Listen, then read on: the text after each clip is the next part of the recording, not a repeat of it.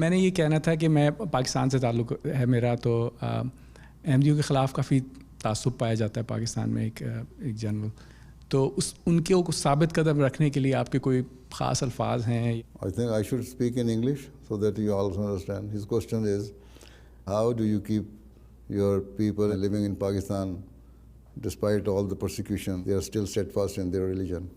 If you have firm faith, then you will be steadfast.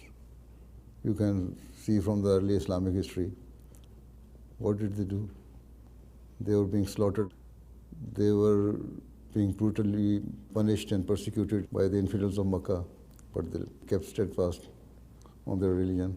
So if you believe that this is the right thing, then you will be steadfast.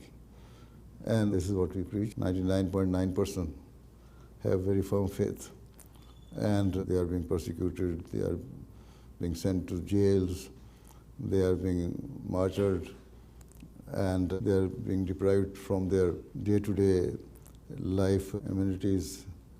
Despite that, they are surviving, and those who cannot tolerate, they try to migrate to the other countries.